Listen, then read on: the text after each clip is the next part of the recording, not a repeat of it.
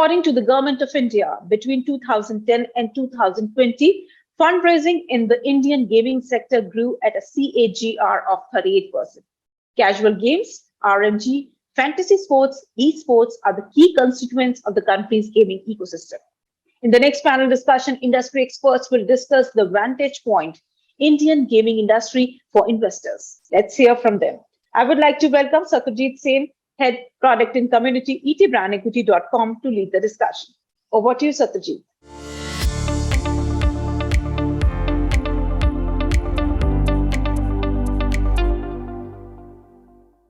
Hi everyone, welcome to this session on Vantage Point, understanding the Indian gaming industry from the investor's perspective.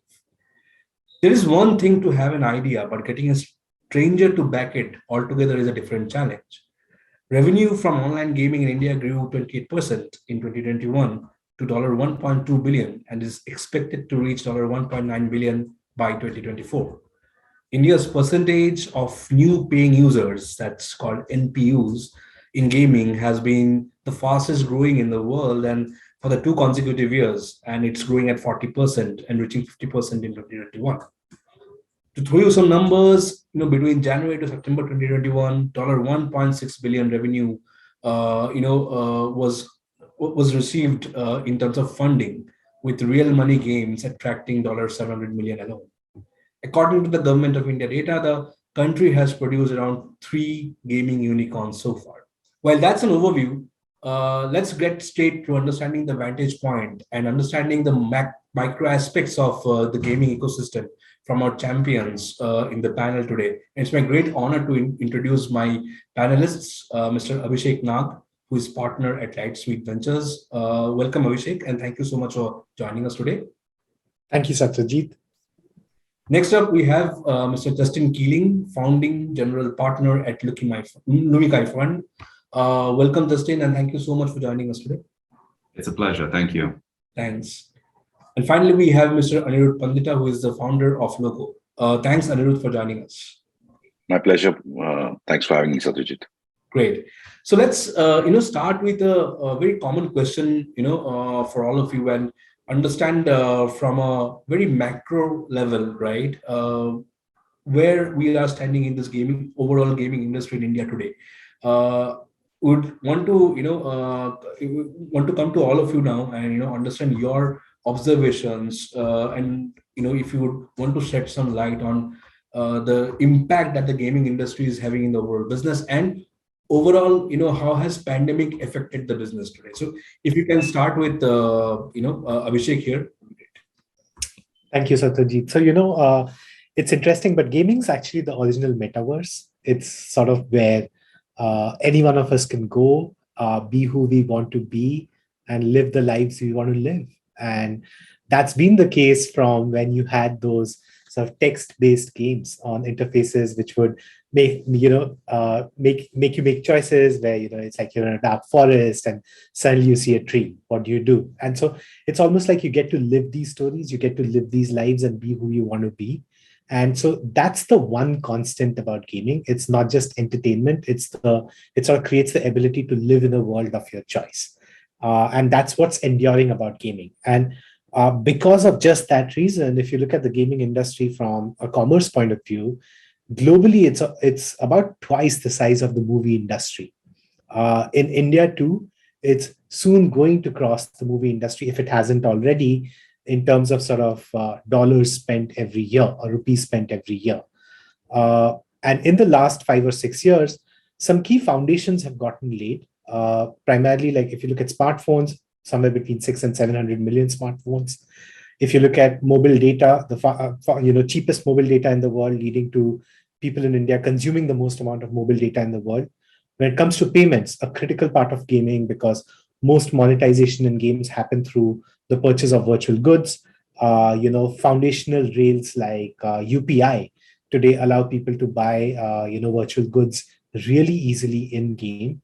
So all of these major foundations have gotten raised, and while unfortunate, COVID has created a bit of a tailwind for the industry, where people confined to their homes needed to sort of find those outlets that would give them delight, that would sort of transport them to these magical worlds. And so we saw billions of games being downloaded in 2020, and that trend continues. It's one of those industries where the COVID tailwind has not died down. And so we are at an extremely exciting point from the point of view of gaming. There are very few homegrown gaming companies that have created, but that's inflecting, we believe. And, we are going to see massive gaming giants being created out of the country, whether it's studios, whether it's distribution channels, whether it's people who are allied in the business of gaming, like Loco when it comes to streaming, or esports companies. So we are, we feel like the air is buzzing with the excitement that this industry holds over the next few years. What a great point to start. And you are bang on. I think pandemic actually added on to the enthusiasm and interest that was there around gaming. The consumers really doubled during the pandemic. Moving on to Justin. Justin, what's your thought? Just your opening thoughts and opening remarks on the same. Where do we stand as a gaming industry, and what's the pandemic effects you have seen? Thank you. Yeah, I think Abhishek's done a great overview of just some of the structural drivers of where the market has been growing. So I'll take a slightly different, maybe slightly philosophical track about what it is about gaming that's exciting. I think both for founders and also investors. If we're talking about, I guess, macro observations, let me zoom out really far here because I've been in gaming for about 20 years. And I think, one thing which has always remained constant and interesting from my perspective is that, unlike other sectors in media and entertainment, advances in gaming have always been additive to the market rather than cannibalizing older models. So it's unlike, let's say, music streaming, which has killed CDs, or OTT video that has cannibalized home video, right? You've seen this constant kind of evolution based on technology on the y-axis, which has created new touch points for new gamers to come into the market, which has been additive rather than cannibalistic. So, consoles didn't kill PC, right? And PC is still incredibly healthy. Mobile didn't kill handheld. The Switch is still selling over 100 million copies worldwide. Free to play has not killed premium, it's not killed indie. All of these are flourishing in tandem, which is very interesting, right? Because, we take the view that ultimately everyone is a gamer. Maybe they're not all online yet, but we have nearly 3 billion gamers now worldwide. So these new technologies have always created new touch points for new audiences to enter gaming. It could be motion control, it could be the D-pad, it could be, touch screens on your mobile phone. That makes it a fantastic business to build in and also to invest in. So I think this concept of increasing the pie through technology is something which is quite unique to gaming, which is something which is very exciting for us. I think also, and this is really a story over the last year or so, we're seeing massive consolidation further downstream in gaming with unprecedented M&A activity. Essentially, it's a war for eyeballs and attention, which is translating into a battle for content, IP, and quality teams. Embracer Group, which is a European game studio, just today announced 5 acquisitions back to back, including the entire Tolkien estate, which is unprecedented. It's a gaming company. So I think that downstream M&A activity is great for founders because the exit opportunities are extremely healthy in this space. And that's regardless of bull or bear market. I think, thirdly, just as a broader observation around what's specifically interesting around gaming, gaming is uniquely sticky. More so than other forms of entertainment. There's something intrinsically interactive and participatory, and Abhishek kind of alluded to this, in his metaverse comment, but, the nature of that choice-based decision of the media means that you naturally have longer retention, you've got more time spent, and you've got, more opportunities to form meaningful social bonds in communities. And that opens up a lot of interesting new opportunity versus the traditional media that's out there. And it's also one of the reasons why, gaming has overtaken film and music combined in such a short time frame. I think what was your other question was around just the pandemic, right? So yeah, look, the reality is that, gaming is a fairly, I would say, cost-effective form of entertainment for just, dollars or rupees versus time and hours that you get back. We were already seeing a lot of tailwinds in gaming, and the pandemic has basically just accelerated these trends that we're already seeing in usage. So usage, adoption, time spent, and depending on the genre, anywhere between 20% increase and uplift from COVID to up to 80%, depending on, again, the kind of game you're looking at. Right. So thanks, Justin, for your thoughts. It just reminded me of the idiom that goes around: "The world is your stage." And in gaming, I think the world is gaming's stage, right? Moving on to Anirudh. Anirudh, we heard two of the investors speaking about their macro observations about the gaming industry. We would really want to know from your perspective, you as a a person who is running a gaming company, right? How do you look at the growth of this gaming sector, right, overall from a macro point of view, especially when it comes to driving investments in this sector?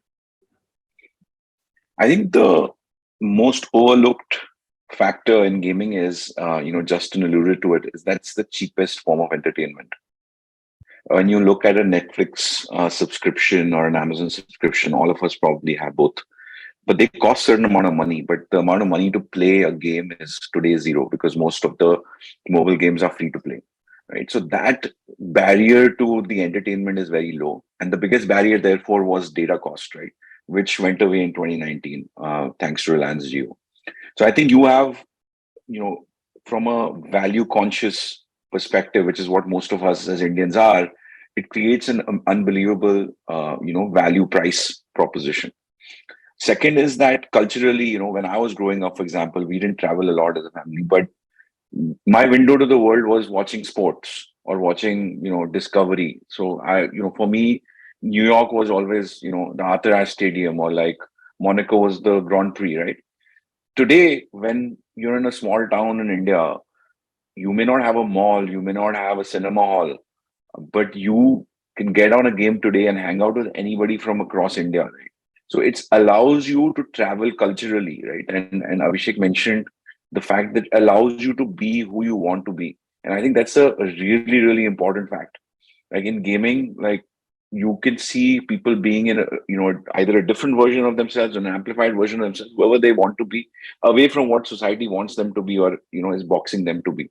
And I think that is hugely freeing, especially for younger people today. So younger people are just hanging out in these games, and I think the word gamer itself is going to be kind of not a really relevant thing to ask in 3 to 4 years, when you're going to have 600 700 million playing games. Then it's more about what kind of game do you enjoy. Do you enjoy, or it could be like how we today ask, hey, what show are you watching on Netflix? It could be, hey, what game are you playing today? Are you playing the latest season?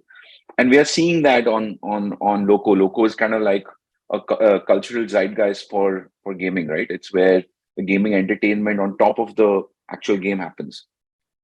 So you're seeing that. So today, for example, GTA 5, which is actually a PC game, is number 2 in India. Why? Because there is an entertainment format that's been built on top of it by streamers, especially in the South.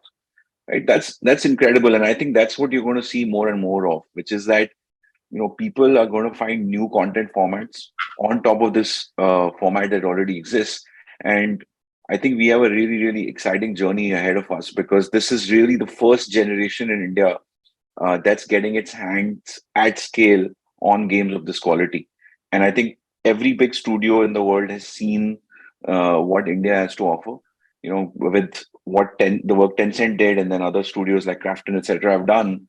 100 million plus MAU games are not to be laughed at. And I think that's opened everybody's eyes to, hey, let's look at India as a market. So from a user point of view, I think it's a hugely exciting market, and it's a mobile first market. So people are developing those titles. So I think we've seen just FPS games break out right now. There are going to be other games that break out in the future as well. Great. And from the business perspective, Anirudh, wanted to understand your point of view, right? How do you guys, as the as the company owners in the gaming, or the showrunners in gaming, right, make it more attractive for our friends here like Abhishek and Justin? See, I always think the customer and the consumer or the user is the king, right? Wherever they move, everybody else moves with them. And hopefully people like us, Justin's obviously invested in our company. And Abhishek, I know at Lightspeed, they've invested in a bunch of companies globally at very early stages, right? So we move relatively earlier than, say, the rest of the market. You asked about the pandemic. The pandemic to me was a time when, older people got to see what younger people were doing, because they finally got to spend time with them. And they're like, oh, there's this world that exists. They didn't think of that earlier, right? And because they weren't spending as much time. And so today, if you go to any young person who's 20 years old, 18 years old, and ask them who their favorite athlete is, they'll not tell you Rishabh Pant or Hardik Pandya. They're telling you Scout or Mortal or something like that, with someone who's actually streaming on our platform and winning things for India, right?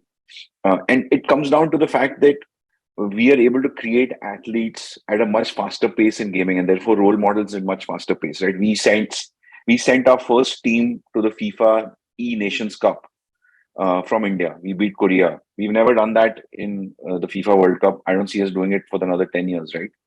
And I'm an optimistic guy. So, you're seeing, real role models come out. Attention moves en masse towards this sort of medium of entertainment, and then everybody else follows, right? And early stage guys are already investing, and you're going to see more and more people later and later stage also invest. I think you're seeing the telcos wake up to it. You're seeing various studios saying, hey, we're going to spend X amount of money in India. So I think that the stage is well set, and I think not only from a consumption point of view, but also from a development point of view, we are seeing interest. And I think that's really, really heartening. I can tell you, as a founder in the space, that was not true 3-4 years ago. So you had to start every single pitch with explaining what gaming is. Today, I don't have to do that. People have gotten smart on it, and they're willing to put in money. Right. So, on that note, I really want to come to Abhishek here. Abhishek, we heard the founder's perspective, right? As an investor, what are the top 3 things or 3 aspects that makes you click? Like, the 3 things that you observe in a company that makes you put your money in. Yeah, no, that's a great question. And by the way, to your earlier question to Anirudh, what I'd like to say is that I don't really think the burden is on the founders to make their company or product attractive to investors. If anything, investor interest is a lagging indicator of something cool happening in the world. You first start seeing something cool happening in consumers, behaviors that exist, then very perceptive, insightful founders tune into that. And then, they have the skills to craft something that satisfies that need or that behavior. And then people like us start taking notice. So we are actually sort of almost lagging indicators of cool things that are happening in the world. Having said that, I think the number one thing that we look for, and I think most people will agree, in early stage investments, at least when it comes to gaming companies, is the constitution of the team. And that's because building a good game is actually a surprisingly complex endeavor. You need people who are great at art, who can design worlds and characters and situations and contexts. You need people who can design the mechanics. So at what point do you go from level 1 to level 2? At what point do you increase the difficulty of the game such that you don't turn away a bunch of casual gamers, but at the same time keep a bunch of very committed gamers in that game very, very interested and wanting to continuously progress. So sort of some of those mechanics. Then there's the engineering challenge. Most mobile games in India are running on 12 to 15,000 rupee Android smartphones. Nobody has built games at this sort of scale, the scale that India represents, and yet with this sort of efficiency required. So those are engineering challenges which are probably unsolved for the most part globally. So and then you have obviously standard product management, how a companies run, and so on and so forth. So when you piece all of this together, it essentially becomes all about talent.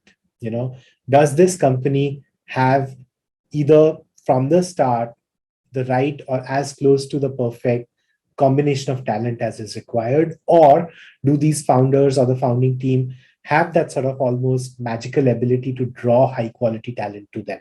And that's really where one of the biggest hurdles is. India is talent starved when it comes to gaming. So you either need to draw whatever talent there is to you, or you need to find a way to operate with a model where global talent is working with you, make that effective, or some other way. So that's the number one thing we look at. The second thing we look at is sort of how you look at entertainment in general, is who is this going to appeal to and why? And sort of, so how large is that base, and why is this going to be appealing to that base? And then third and lastly is what are some of the monetization mechanics in the game, right? How is this going to make money? Finally, as investors, we invest in companies, not in titles. So we want to look for the ability for sort of ongoing releases of gaming titles or ongoing longevity from a title, both from an engagement as well as a monetization point of view. So those are just some of the things that we look for when we look at gaming companies. I'm glad that you mentioned about talent, because that is when it comes to investor interactions, the money part is something that gets highlighted rather than the talent. But yeah, I think investments are actually made on teams and talents rather than business. Great. I'll move on to Justin now, and try to understand your point of view on the top 3 aspects in a company that makes you click and makes you really put your money. Yeah, I think there's a lot of similarities here, and maybe there are a few nuances specific to gaming, which we can also talk about.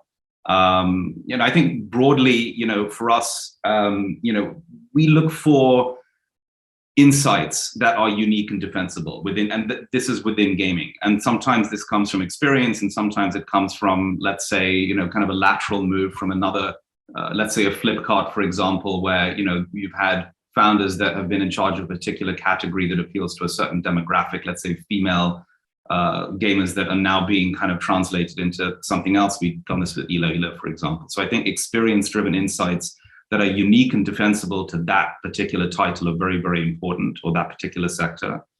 I think from a gaming perspective, gaming is this kind of unique intersection of art, creativity, technology, and kind of psychology.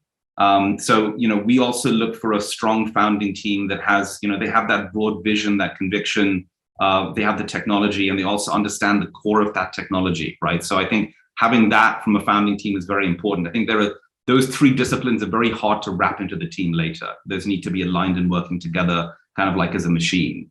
We also, personally, from a Lumikai perspective, and given that we're quite an operator-driven fund, we're very thesis-driven. So we have a very strong view on where the next 15 to 20 unicorns are going to emerge from, domestically, based off our experiences in global markets, and also from some of our LPs that have insights, a little bit further downstream.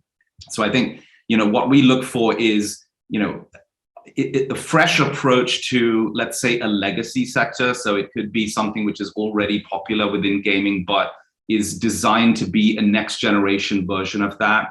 With maybe deeper mechanics, social mechanics, mid-core mechanics, or better quality execution. Or it could be someone building in one of those white spaces, which we know there isn't an incumbent in. Now, clearly, we talked about 2 or 3 unicorns that are in this space. There are some very large incumbents in, let's say, fantasy and RMG, which, are very tough to go up against. But there is still innovation within that. But beyond that, there's a lot of white space, I think, which is very interesting for us. And I think it's worth mentioning here that Indian gamers, and if we talk about white spaces and thesis for a second, I think the market as a whole has underestimated the sophistication of Indian gamers. The market, and when I say the market, I mean that includes VCs, includes founders, includes really just the whole ecosystem. Anirudh mentioned the success of, battle royale games in India. 3 years ago, who could have predicted that a 1.2 gigabyte download, requiring a relatively high-end smartphone and synchronous multiplayer and fairly complex mechanics would become a massive, wild sensation in India. But yet India is the #1 market worldwide for battle royale games. And even more hardcore titles like Genshin Impact they've cracked the top 10 in India. These are complex, hardcore games with deep systems of play. And what that's translated into is this diversity of opportunity based on domestic propensity to pay. And that's been proven beyond a shadow of a doubt. We're seeing in-app purchases grow at 40-50% year on year. We're crossing $1 billion in in-app purchases this year. And that opens up a lot of white spaces for founders. And I think, the story traditionally, has been somewhat momentum driven from an investment perspective. We've had the rise of fantasy and RMG. Now there's a lot of buzz on Web3, metaverse, etc. But there is this, the next $5 billion of opportunity is going to come from this diversity of opportunity, from virtual gifting and tipping and microtransactions and in-app purchases, essentially, which is what you see in a healthy, diversified gaming economy in markets like Japan, let's say, or some of the Western markets. And I think all of those white spaces are areas that we look at from a thesis perspective, and we look to match founders to that area, to those areas as well. And I think lastly, I would just mention that, we also look for high integrity founders, and high integrity founders tend to have staying power. Gaming is a complex business. It's also a highly iterative business. You don't always get a success on your first game, your second game, even your fifth game. Supercell, despite being a decacorn, has had its fair share of failures. Rovio, I think Angry Birds was their 52nd title.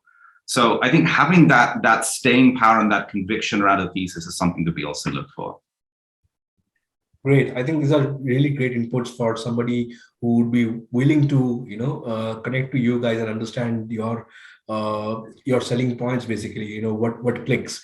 Anirudh, I would really want to come to you here and understand from a founder's perspective, and especially from Loco's perspective, right? What has been some of the, conversations with VCs and investors that you have gone through, right? And what are the kind of questions that you have been put, as I know when we are looking for funds for Loco? Yeah, I mean, look, the questions are pretty much similar, right, from time to time. And as Abhishek mentioned, right very early in our journey, actually, Justin and his team reached out to us. So it was not us going to them. They had already found, our asset and felt that there was something interesting there. Now, in terms of questions, usually the questions are around what is our, what are your right to win? What is the ability to beat? Right now, I have a tweet which has been pinned on my top of my Twitter since I started on Twitter, which is like, will your innovation beat their distribution, right? Because big guys can always do what you're doing, right? You would be silly to think that like Google can't do what you're doing, or if they want to. But question is, can they do it, and where will they get stuck? Because everything, what is easy for me to do in a day, it may take someone who's working in Google 10 weeks, 20 weeks to do, right? And that's speed is the biggest advantage there, right? So how do you capitalize on that? What are your unique insights in a particular market? How will you grow this, right? From 0 to 1, 1 to 100, 100,000, right? Most VCs are looking for large outcomes. So how are you going to get a large outcome in this sort of market? How do you monetize, right? And most importantly, like why now and what's different, right? I think those are important things to remember. A Loco will fail if you tried it 10 years ago. It will fail when you try it 5 years from now. There is a timing element, which, it's partially skill, but partially luck, which is, you're at the right time, in the right place. You put out something, and that's where, what Justin says exactly right. It's, you got to keep experimenting as a founder, right? And quickly learn from, hey, this works or this doesn't work, right? And we've seen plenty of things that have worked, plenty of things that have not worked, but we're able to be resilient and come back. So the questions are more around this. And I think the questions have evolved a lot. The old, like 3 years back, 4 years back, people used to ask us who will play games, who will pay for it, those kind of questions. I don't get as many of those now. And I think the other interesting thing is there's plenty of funds now who are looking at India who have expertise in gaming, right? I think Lumikai was obviously the first to launch, which is with an India focus, but there are others who are now supporting that ecosystem, which is really good if you're a founder today. And I actually think a lot of founders in gaming are very highly undercapitalized, right? As a founder, you underestimate how much marketing and how much time you will take to launch something often. So most of the young founders who are coming to me for angel checks, etc., like I look at the number and I'm like, this is like, you cannot make a dent with this number, even if you have the best product in the world, right? So I think, the questions are improving and there is a willingness to invest. Our Series A round was the largest round in gaming in Asia. And obviously we didn't know it when we started raising it. But obviously that speaks to the quality of our company, but that also speaks to the quality and the size of the opportunity that people are seeing in the market and to the capital markets themselves. While the capital markets go up and down, if you take a larger or a longer term view on the sector, we are already discussing $1 billion, $2 billion plus markets. I'd add to it that actually we will eat into every single advertising market that's out there. And, I have a very different view on the advertising market in general from most people, is that they feel the Indian ad market is 10 billion. And you just look at Google's numbers this year, add Facebook's numbers, and, Amazon's numbers, you're already in India and you'll already be at 70-80% of that number. So that number cannot be correct, in my view. And it's often comes from bigger agencies talking to just their big clients. So you don't include people like us. So I think there is a big opportunity there where you see this kind of 12, $14 billion market, which will also start shifting, right? And those dollars can come in different ways into this sector. So I think the opportunity size is really large. Now it's just a question of unique insight and execution capability. Right. For the benefit of our audiences, Anirudh, I really wanted to come to you and have a question around the benefits of having a team. Right. You mentioned about a team of founders. Right. How important it is for a startup and a gaming startup to have an organizational structure, a team of founders, for the long run, and also beneficial in investment conversations. I mean, the team is critical, right? Like, I think from a execution point of view, whatever happens in the world, right? Whether something gets, from a government point of view gets regulated or something happens in the capital markets, tomorrow the sun will rise from the east and you can build. And the people who can build are people around you. So you need that resilience in your team. You need that deep insight and connection to consumers in the market. And I think we are blessed to have that. And one of our hiring philosophies at Loco has always been to hire other people who started companies. Because I can't teach you to be motivated. I can't teach you to care. I can teach you other skills. I can teach you how to build, certain, I can teach you how to build certain things, but I can't teach you, how to care. And I think that's where we've been exceptionally lucky at Loco. If you look at our kind of senior management team, I think 80% of the people have either started their own company or have worked at a very, very early stage startup. So I think that's really important because that gives you that resilience. Secondly, I think it's really important that you know how to win. Right? There's always, like in startups, we like saying, "Hey, fail fast," but you should also know how to win.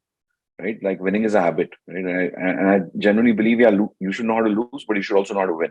So I think that's really, really important. And if you're a single founder, get a co-founder. I mean, there's no question. This is my second venture with my co-founder Ashwin, and we've built other things in the past, right? We didn't come across each other in a founder dating game. Like we've been through a lot of things. We know how to resolve conflicts. We know what each other's biases are, right? And I think that's really important, both from an emotional point of view, because you will have really, really tough days, and you could have raised $100 million or you could have raised $100,000. That frustration at 2 a.m. is the same, right? Like, you feel that burn and you need that support from your partner, or that kind of bouncing board where you can come up with the game plan. So I think that's really important. And I think having people who can go out and execute, like a lot of people talk a big game, but going out there in the market, having that, being in touch with the market is really, really important. So people who can build, they're invaluable, honestly, in the market. Yeah. So as we come towards the end of this session, I would really want to come to all of my panelists here and do a kind of a crystal gazing and look at their demands, right? So we have already established in this conversation that gaming is somewhat, already bigger than entertainment and movies and music put together. So Abhishek, for the benefit of someone who is starting up today, right, and starting up with gaming today, right, what would be your suggestion, and where do you see this space going, in 3 years down the line? How many unicorns do you see gaming producing in India? Okay, I'll answer the second one first. I think it's going to be at least 5 new unicorns that will get created in gaming in the next 3 years, which is, I know, an extremely optimistic number, but hey, I shouldn't be in this business if I'm not an optimist. So that's one. For someone starting out, I would say most of the spends on gaming today are either happening on games which were not made in India or games which are sort of real money, fantasy, those kinds of games, right? So what we really need are the games of the quality which are getting made in China and in the US and in Korea and Japan and in Europe to get made in India. And one easy way to do that is just look at what happened in the entertainment industry. Prior to my time at Lightspeed, I was at a streaming video company. And in my sort of 4 years there, we saw the transition of the top 10 most watched films and series go from everything international to 8 to 9 of the top 10 being Indian stories, right? So clearly, there is a hunger for Indian stories, Indian environments, Indian characters when it comes to entertainment. So that is a great lever for anyone who's starting a gaming company in India today. And I'm primarily talking about studios, right? When I think about that. So think about what you can do. Think about how you can take proven formats, proven RPG formats, battle royale formats, FPS formats, car racing formats, all kinds of open world formats. Think about how you can take a standard gaming format and make it feel more Indian and more authentic to players in India. And if you're able to nail that, and if you're able to nail like a bunch of the other things that we've talked about, which by the way is not easy, putting together the right team on all of these different fronts that you need to be on top of, if you're building a gaming company, the capital will follow, and eventual success in the among gamers will follow. And even if it doesn't, the market is so large and the headroom for growth is so high that I think everyone's in the ecosystem is going to be patient and stay on the journey with you. So keep trying, and eventually, you will build something that's enduring and that people love for a long time. Great point, Abhishek. Great point about the indie stories, the indie storylines in gaming. We are seeing indie stories doing really good in the entertainment sector, and why not in gaming? Right. Justin, would really like to come to you and understand your take on one, the aspects that make gaming the really lucrative industry, and where do you see gaming going? 3 years down the line, how many unicorns do you really see gaming emerging in India? Okay. Yeah, look, I think the context for us here, because we're a gaming specific fund, is we have a founding mission, which was always to help catalyze India to become the world's next gaming superpower. And all the raw ingredients are there. The depth of culture is there. The proclivity for entertainment, for building, engineering, the artistic talent, the scale, the propensity to pay, it's all there. And there's never been a better time to be a gaming founder, or in fact, a gaming investor. So, India, our vision is for India to become the next gaming superpower. There's no question that we are going to get there. I would say if you're starting out, do your research, right? I mean, if I'm being very honest here, there is a lot of opportunism and fluff that's mixed in with all of the opportunity we've discussed today. So do your research on where the true opportunity lies. There are a ton of white spaces in this market left. We have maybe, 3 unicorns, 1 publicly listed company. But traditionally, a market of this size and this depth of sustain anywhere between 20 to 25 gaming unicorns. So do your research, look at other markets, look at where those inflection points are. Come and talk to us. We're happy to jam, even if you just have an idea. In terms of, I think, where this growth is going to come from, and where, if we crystal ball here a little bit, now we've obviously seen some bans, temporary or potentially forever, of some of the popular battle royale global games in India. But we also know that the domestic gamer has a proclivity and an interest and an expectation to play those games at a very high quality. So there is clearly an opportunity for the growth of global quality games made domestically. So I think that is one we're already seeing signs of, with domestic teams that have a much higher level of aspiration beyond, let's just say, the social casino card games, etc., the Ludos that are out there, which are very healthy businesses. But what's next from there? I think that's something which we're very interested in, we're investing in, we're going to see a lot more of. I think I'm also very excited to see the unique vernacular creativity that comes out of the creator economy in gaming. And I think this is something that Anirudh will talk more about. But some of the unique content which is specific to gaming and specific to India as well, I think is going to transform entertainment and what we consider to be mainstream entertainment. And I think thirdly, and this is a little bit more of an esoteric point, but we all grew up with Amar Chitra and Indian mythology. And to echo, I think, Abhishek's point, we haven't seen India as a net exporter of gaming culture yet, which is something which I think we'll see a lot more of.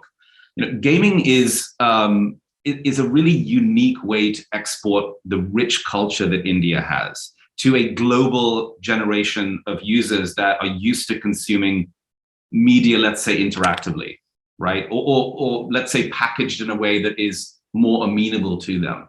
I mean, I'm thinking of maybe an analogy here is the way that a property like Black Panther, for example, packaged African culture into this kind of Afrofuturism, which became a massive touchstone globally, right? And really brought that culture to a new generation. And we have a studio, just an example, called Studio Surab, that's taking the kind of rich mythology and pantheon of heroes, creating this kind of Indian mythology metaverse and creating a whole kind of story around that. And I think that's a really interesting way for a younger generation of users who primarily kind of absorb media through gaming and interactive to be able to be exposed to this new rich myth. So I think, India becoming a net exporter of culture is something which I'd like to see more of. And I think we will see more of in the future as well.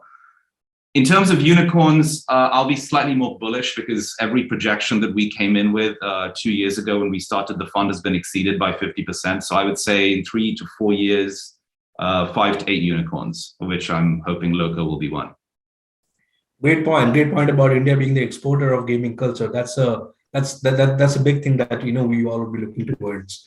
Anirudh, your final points on as a suggestion to somebody who is going to start up, where should he focus on? What kind of aspects of the gaming business should he or she focus on? And is indie going to be as big as the two friends in our panel have pointed out? Look, I think it's by and far the best time to start a gaming startup in India, right? If I just think about the macros in your favor, cheap internet, smartphones are getting better, the telcos are investing in a 5G network, right, which is going to make gaming a key priority for them, right? So I think you have the macro in your favor. Secondly, you have forget the capital markets. There's a lot of in the whole noise of where the stocks are down 50%, 60%.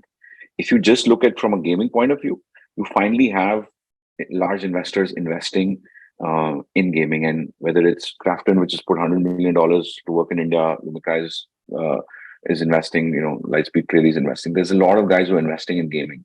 You have platforms like Loco, which you can utilize to actually make your game popular, right? So your go-to market becomes easier. You have a Web3 model that you can utilize to essentially get a game economy going, which is very different as a choice from, say, a free-to-play or an in-app purchase. With UPI, the government has given you a payment infrastructure that allows you to take sachet-style payments, which was not possible earlier, right? If you were starting a game company 4 years back, you wanted to collect payments, you couldn't do it because no young person had a credit card, for example, or the coverage was very low. But with UPI, you can get that today. Every single big advertiser in the country has called me personally and asked me about gaming in the last 12 months, right? And that conversation has gone from, hey, what's happening in gaming, explain, to, hey, how can I put dollars towards gaming, right? So the point is that the different parts of the ecosystem are well set up. I think one of the things that doesn't get talked about as much is that India has a lot of developers, right? So a lot of people to contribute towards this gaming economy, especially on the Web3 side. We talk a lot about Indian users on Web3, but Indian developers can today contribute across the world to any gaming project. They can sit in India and contribute. So actually, there is a big part we'll play there as well. So you don't have to restrict your thinking to saying, hey, what am I doing here? If you have a unique proposition, you can go out there. And I think the government's being very supportive of new gaming startups. And honestly, even if it's just going after what other people have done before, sometimes the innovation comes from learning from others and doing what they can at least do that much, right? If you look at the rise of Japan, rise of China, it's come from that, right? So even if you can build basic things today, you have the tools, like whether it's a game engine like Unity or, you can build a game that you like. And when it comes to other ancillary platforms or esports teams, there's not been a better time, right? That economy exists today. 3 years back, that economy didn't exist. And if you want to know what how large a cultural context we have, we won our first medal in Commonwealth in esports, which is just happened on Dota 2. It's a PC game. We're not even that good at PC games. When you come to mobile games, you're going to see a bigger context. You're seeing new forms of entertainment, as Justin mentioned on Loco. I had not seen. I mean, I founded a company which built its bread and butter on entertaining masses in the millions, and I'm seeing formats that truly stun me, and it's completely new. And then you have, just today morning, actually, one of our streamers reached out to Mr. Beast, who's one of the largest content creators in the world, and they actually replied to him, right? So, point is that the cultural context of India is so strong in the world that you can actually make a big impact. So, I think there's no better time to start. There's nothing that's stopping you, just yourself. Great note to end the discussion with. No better time to be a gamer and be a gaming, be in the gaming ecosystem in India. On that note, I would really want to extend my heartfelt thanks to all my panelists here, Abhishek, Justin, as well as Anirudh, for joining us today and helping us and our audience understand the gaming industry better and what makes gaming industry, a lucrative investment option for for our friends like Abhishek and Justin. Thank you so much for joining us, and stay tuned. Thank you.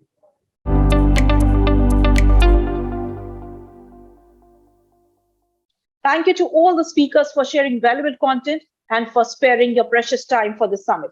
Certainly, we have filtered through the content and have got many learnings. Thank you to the audience for being patient and for being active on social media. Indeed, the gaming industry is the big attraction for the investors and the brands. I'm sure you all have enjoyed the summit on this very interesting topic.